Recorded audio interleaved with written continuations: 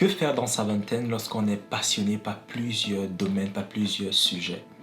Alors, je ne parle pas ici de la passion qui consiste à tout simplement aimer, surtout apprécier l'idée de parler de technologie par exemple, ou de parler de droit ou de d'autres domaines, mais la passion qui te pousse à creuser davantage, à chercher, à te documenter, à investir dans le domaine.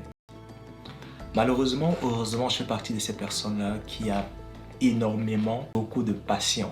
Okay? Beaucoup de passion. Et il y a deux courants de pensée pour ce qui est de la carrière. Il y en a des personnes qui pensent que pour exceller, tu devrais être expert sur un seul point. Que le monde rémunère des experts, le monde récompense des personnes qui ont une compétence bien précise et pointilleuse.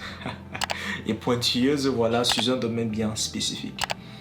Malheureusement, c'est pas tout le monde qui se veut investir 20 années dans une seule discipline, une seule chose, pour éventuellement devenir expert dans cet domaine ou dans cette discipline-là et manquer de profondeur dans d'autres disciplines. Il y a donc ce courant de pensée-là, il y a également l'autre courant de pensée qui est que l'on peut exceller dans plusieurs domaines. Et ici, on défendra les philosophes ou les mathématiciens qui, à l'époque, avaient plusieurs disciplines, plusieurs passions. On va te parler d'Einstein, Marie Curie, la seule personne qui a eu à décrocher 2 prix Nobel dans deux disciplines différentes. Donc, on a comme ça plusieurs personnes au travers de l'histoire qui nous présentent que c'est tout à fait possible d'être excellent dans plusieurs disciplines. Alors malheureusement, à notre époque, on a beaucoup plus de disciplines que ce fut le cas il y a environ 100 ans en arrière. Et l'entrée dans ces domaines-là sera de plus en plus facile.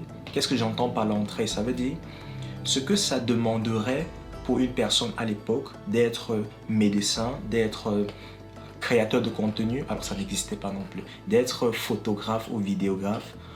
Tout ce que ça demanderait était énorme en termes d'investissement, en termes de commitment, de dedication, d'implication si vous voulez, par rapport à aujourd'hui où on a tout à la portée de main.